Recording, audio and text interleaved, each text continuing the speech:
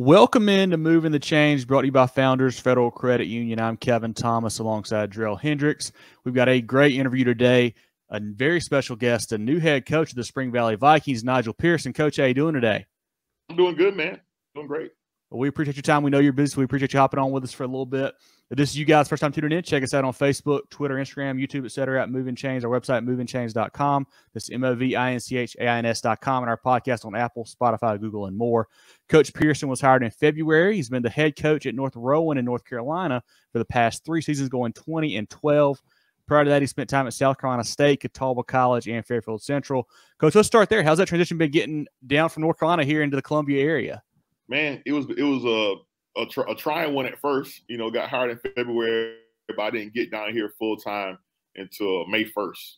It was my first official day here, so it took that first week of kind of getting everything going, and then you know, lo and behold, my mom passed away May 2nd. So then that just threw another wrench in it, and so we kind of didn't push things back, but we still kind of got things going that next week. And right now, I'm transitioning my family down. You know, trying to sold our house up there, so now we're trying to, you know, get a house down here. So hopefully we get settled here soon.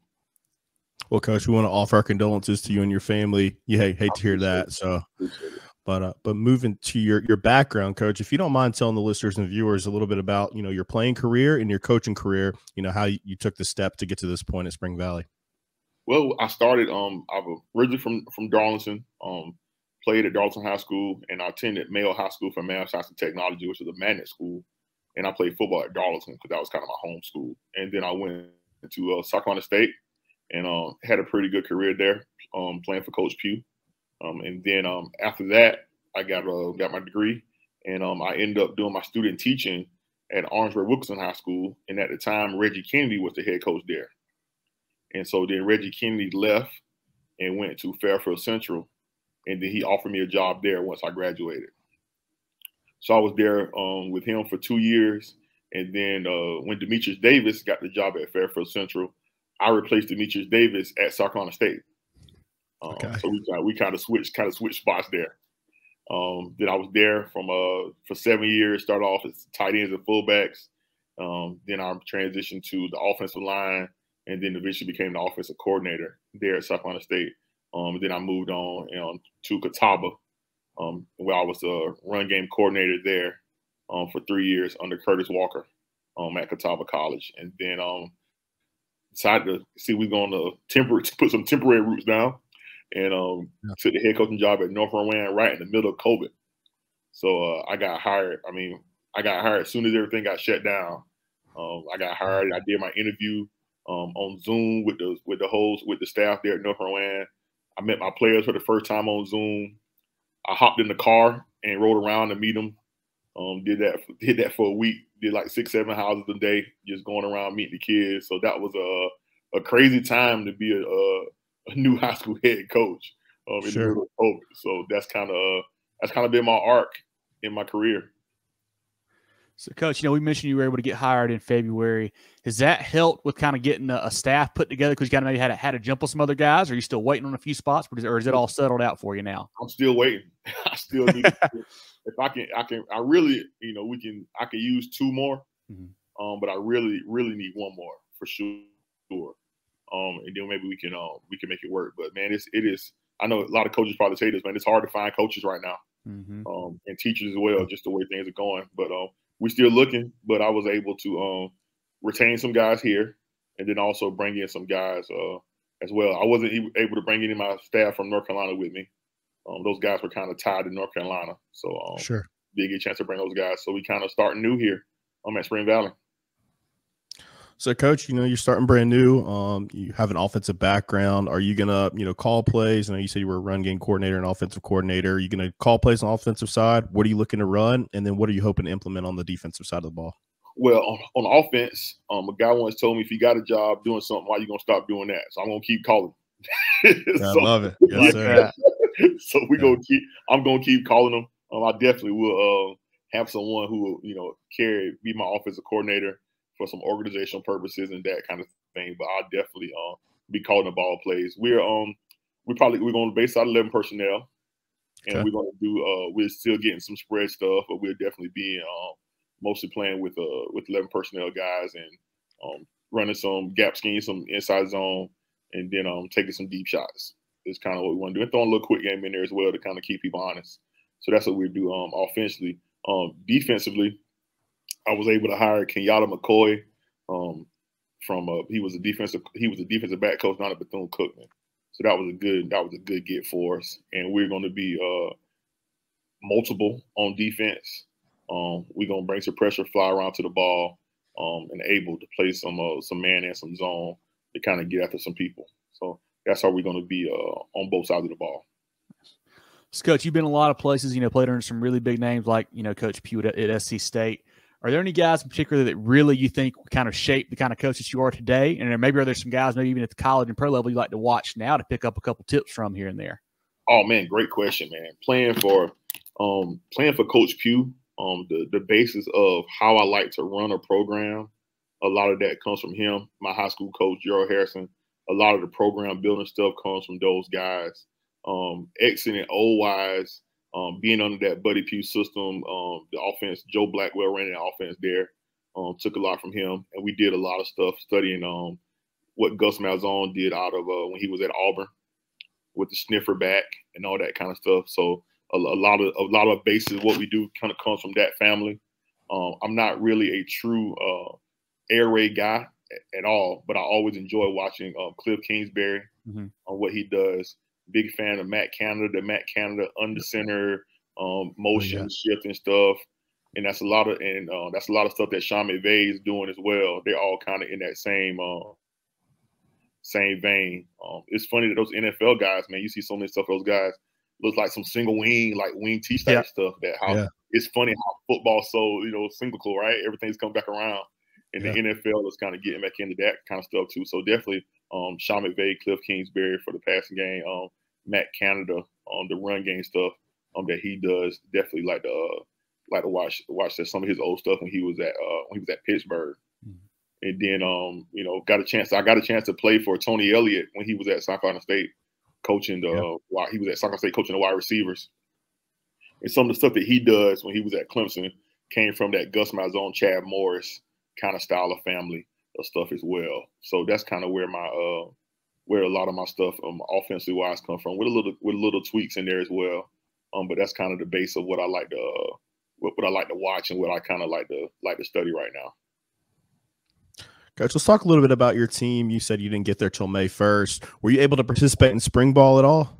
Yeah, we got 12 practices in spring. Okay. So that was enough to kind of get our base defense stuff in, our base offense terminology, being able to line up. So that was good. But, we've been able to get a lot more done here in the last 3 weeks during summer. And what were you able to kind of figure out about your team in that early period of spring ball and then going into the summer off-season stuff? Man, that spring ball period, it was just, I'll be honest with you, it was them trying to get to know me and me trying to get to know them. Sure. So the hardest thing probably was trying to learn names. That's probably the hardest thing. Just trying to, coming from North Carolina, coming here, just a whole new set of kids. Trying to learn personalities. So that was probably the most we got out of spring was just learning how to do the things how we want to get them done, and that's in terms of discipline, in terms of how we gonna clean the locker room, how we gonna be on the field. So that was the main thing, getting the basis of the standards of our program. And then we started getting into a lot of the X and O stuff, but just trying to find out, I really wanted to find out who was going to bite, what kids were going to be physical, what kids were going to be a little bit timid. Can we get those kids to maybe bite a little bit? So that's what I think I kind of got that out of the spring, just to find out what we kind of have and what we're going to be working with. So, Coach, the spring's over, like we mentioned. You're kind of into that 7-on-7 time period now. Are you a big proponent of that type of stuff? And have you guys been participating in many of those so far? Oh, yeah. We've been getting together with the rules and the way we can do some things now. We've been getting together with some teams and doing some things together. I kind of like that better. I feel like you get more work when you can get with a team and kind of just do just work on your stuff. Yeah. Because a lot of times you get in 7-on-7 style, the tournament style things. You kind of get more focused on winning the tournament or winning the game than it is working on your own stuff.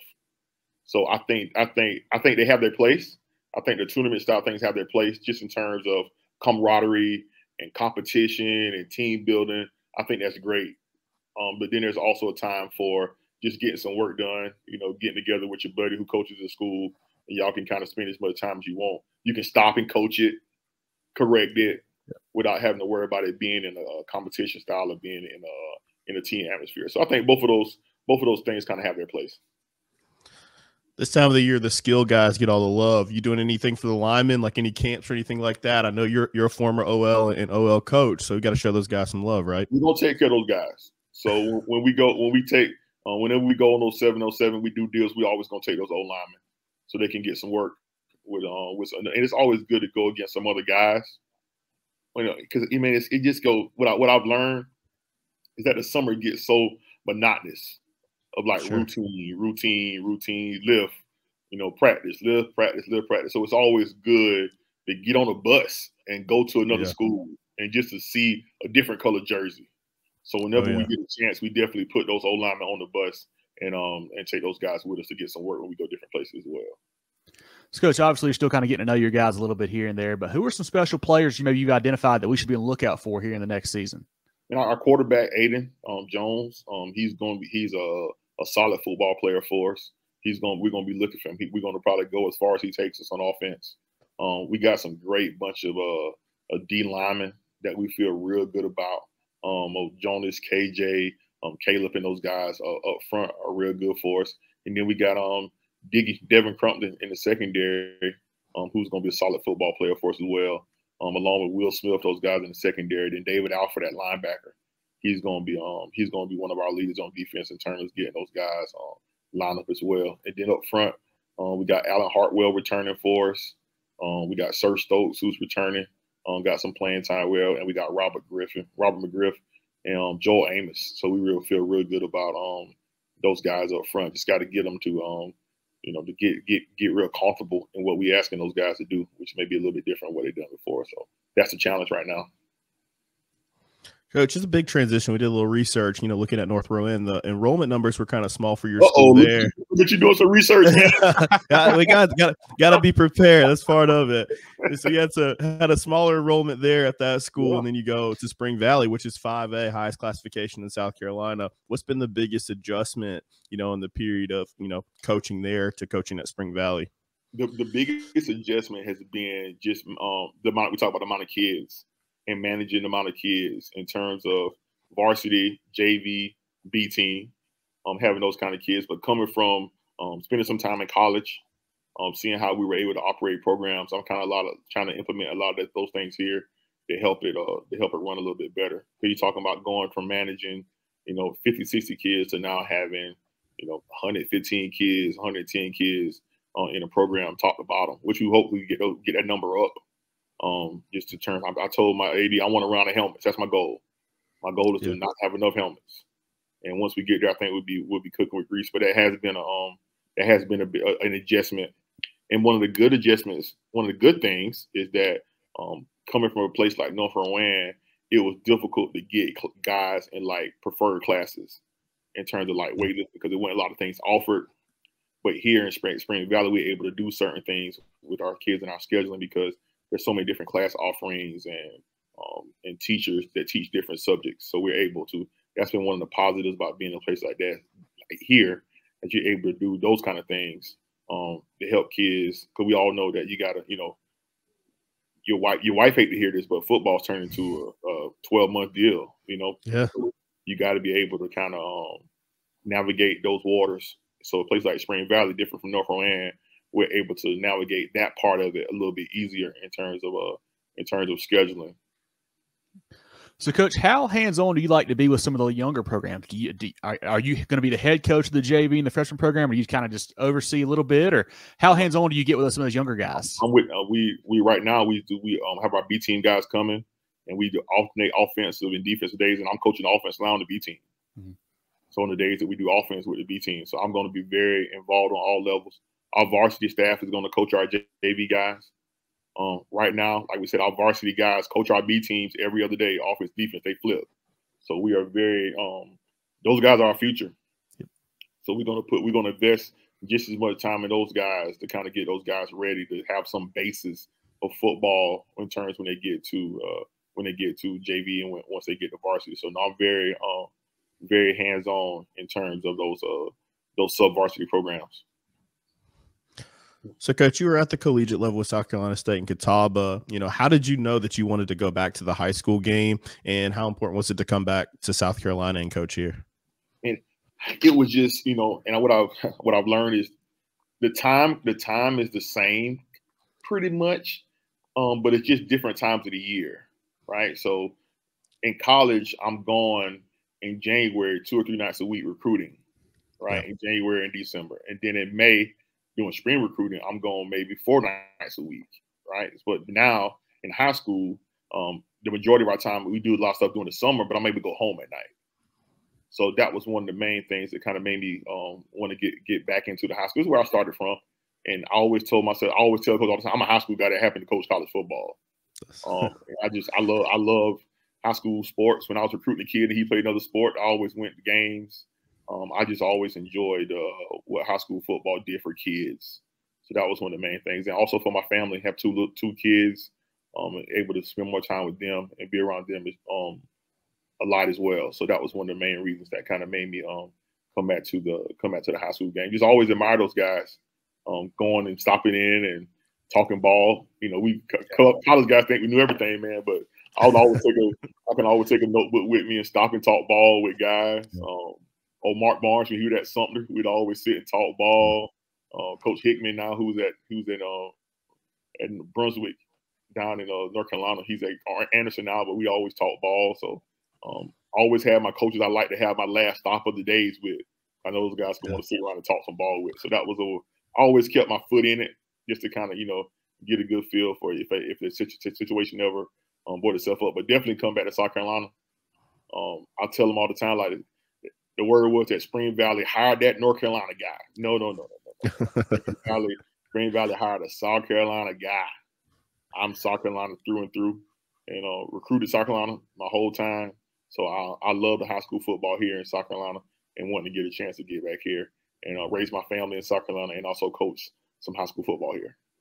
I love it, Coach. You know, so you've been at the collegiate level, and Jarrell and I talk about it a lot with some other coaches. It feels like kind of the transfer portal has kind of changed the way the high school recruiting happens a little bit these days, as far as maybe when colleges get after guys and whatnot. And it seems to be a little bit harder for some of these high school guys to get looks.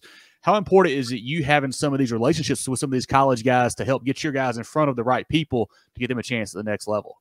I think it's very important. Like I told my parents during my parent meeting and even during my introduction, they have the cheat code, right? Because I'm the guy who's been on both sides of it. Yeah. So been able to navigate both sides of it. Now, I think the worst thing that happened was the transfer portal hit the same time the COVID extension hit. Yep, right? That extra year. Yeah. Oh man, so that was just like one thing on top of the other. So you got kids in the transfer portal, and you had kids with extra years of eligibility.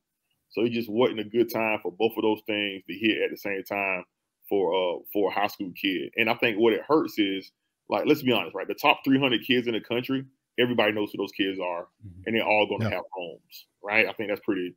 But it's the next 600 kids, the next 400 kids that are, that are Division II, FCS, tweener guys that get lost in the shuffle in terms of transfer portal guys. Because now, and it comes to, now you're a head coach and you got pressure to win.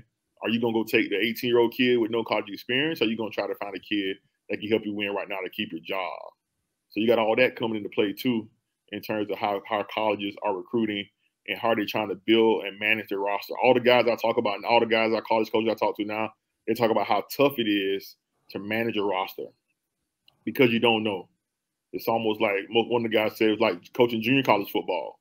You don't know who's going to end up being eligible. The old junior college days, right? And that's what college football is turning to right now. You go through a fall in the spring with a kid. You think he had a good fall, good spring. Then he comes to your office, mid-May, and like, hey, coach, I think I'm gonna leave. Yeah. So now that puts you at risk because you didn't sign a kid to replace him because you thought you were gonna have him, right? So now you got to go into the transfer portal to find the next kid. Yep. Because that kid's leaving you without a position to fill. So those are the kind of things that I think are hurting our high school kids in general, and also hurting college kids as well. Because of what's it doing right now is like, you know, once it gets a little hard, I'm just gonna go to another school. Sure. Like it's not going to be hard there, you know. Yeah. Right. So it's going to be hard everywhere you go, right? But so we just got to figure out how to navigate it and find places for our kids that want to play college football.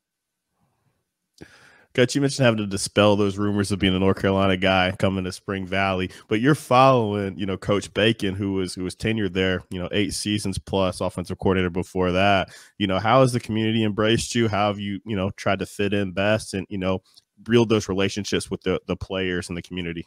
It's been good, man. I think the community has been very inviting.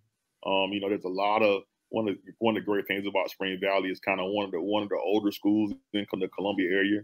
So there's a big, wide range of alumni age. So you got to meet a whole lot of different kind of people. So I'm looking forward to getting in the community even more in terms of, you know, the Rotaries and all that good stuff and meeting as many people as we can. So Coach Bacon, you know, he did a great job here. So I'm looking forward to kind of continue on some of the stuff that was done here before. Take your financial game to the next level with Founders Federal Credit Union. Reach your full potential. Relax. Join Founders today. Visit an office near you or relaxjoinfounders.com to apply. Federally insured by NCUA, member qualification required. Got a couple easier ones here for you, Coach, before we let you go. Okay. You know, we were talking about getting this scheduled a couple weeks ago. You were mentioning going to work, coming to Boys State for the week. You know, how special is that program, and how much do you enjoy being able to get back and kind of help out with that down there every year? Oh man, that is I've been doing that for 20 years, man.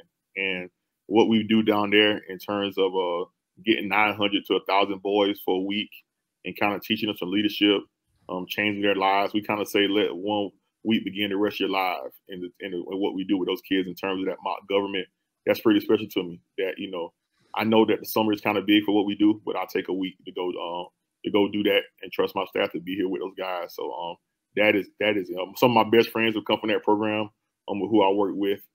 So that's been a real big part of my life for the last 20 years. So I really enjoy doing that, volunteering my time, and getting to meet some young men from all over the state. It was really big when I was coaching college football.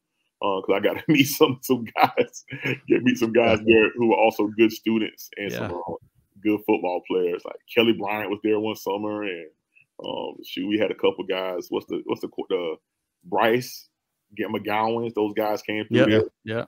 So then we always had Oliver Jones played O-line at Clemson. Mm-hmm. So every year we always have some guys that come through there. The quarterback from Ridgeview was there this year, so got a chance to Very nice. get him a little bit. And I had some of my players there as well. So getting to experience that with them and kind of share that with them was also great too. Thanks for asking about that, Kevin, man. I appreciate that, man. I went myself for my senior year, so I know it's a great program, man, for sure. Yeah.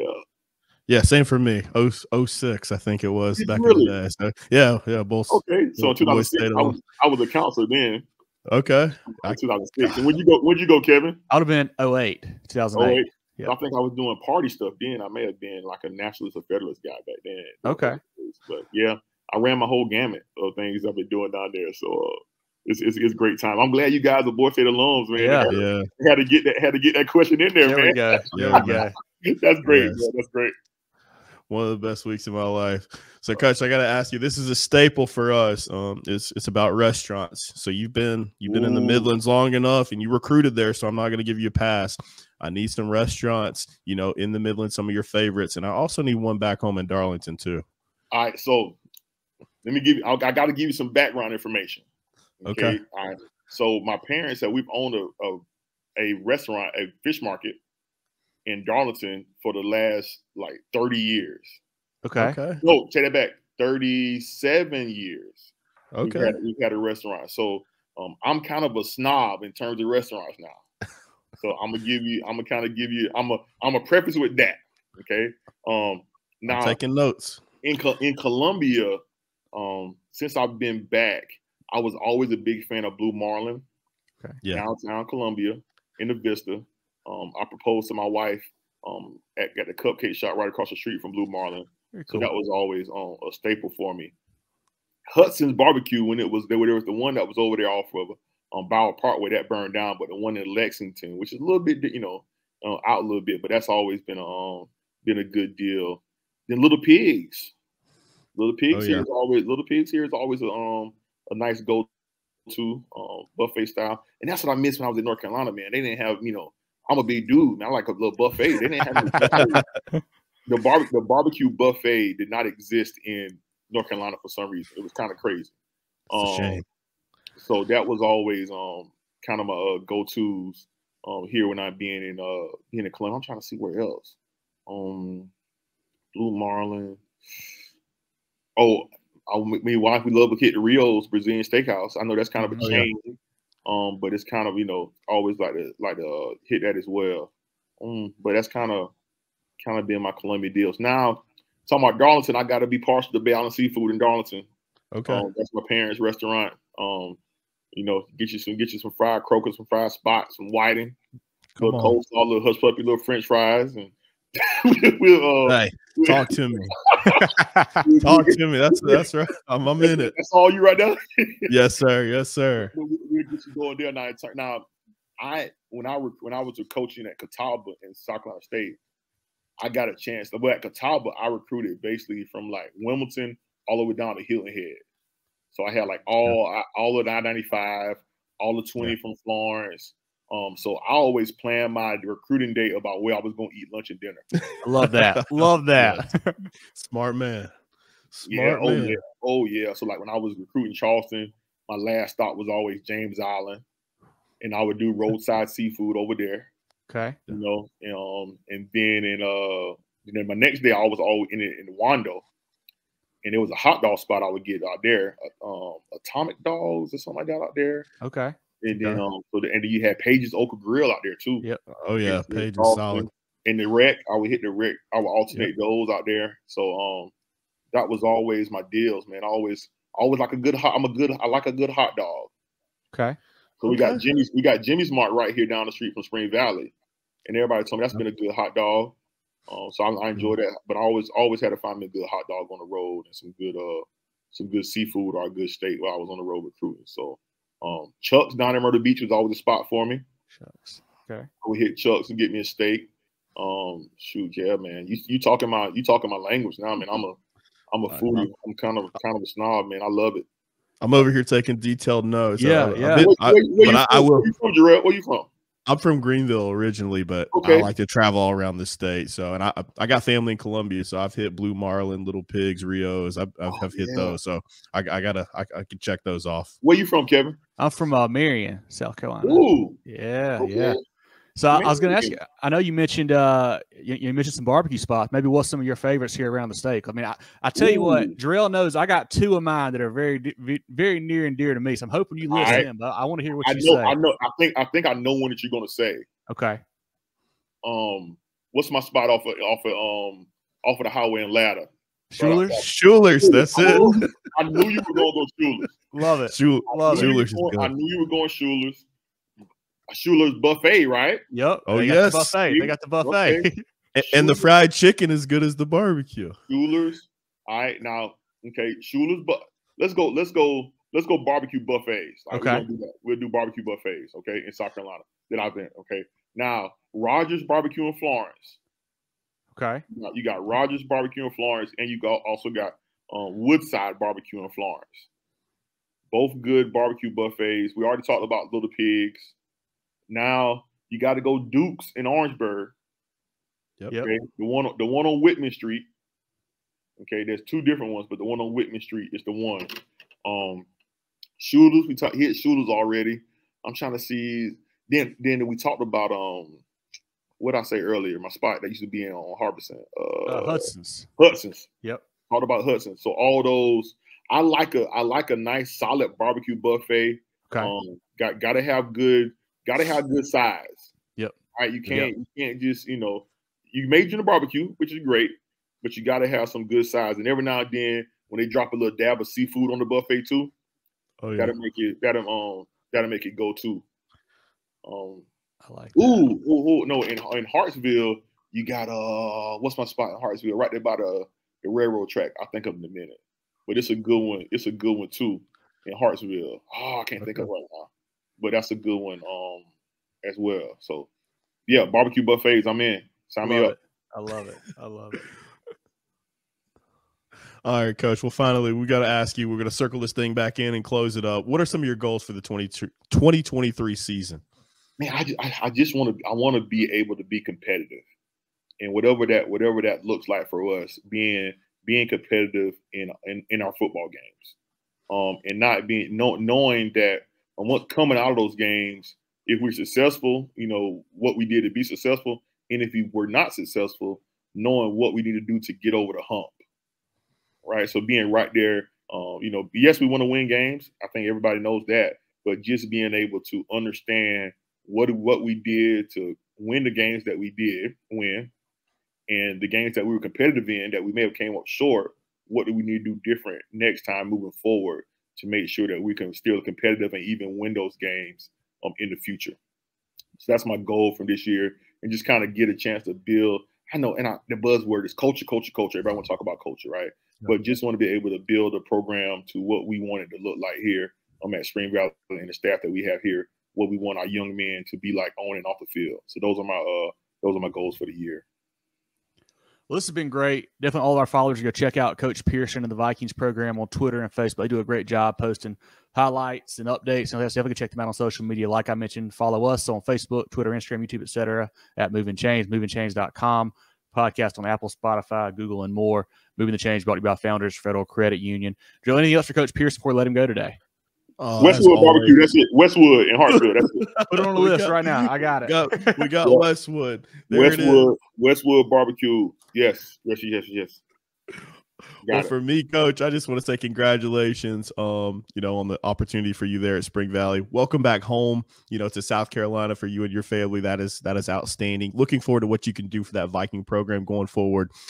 Just wish you continued success. You've been successful everywhere you've been, and there's no reason why you shouldn't keep doing that. And it was great talking about two of my favorite things in the world with you, food and football. I love it. Great, man. That was great. I'm excited, man. You guys travel to games, right? We do. So we hope to make it down there for one to get to meet you in person this year. It'd be a lot of fun for sure. But yeah, Coach, we appreciate it. So we know you're busy. So we appreciate you hopping on with us. Look forward to seeing you soon, and best of luck. All right. Appreciate it, man. Thank you, guys. Thanks, Coach.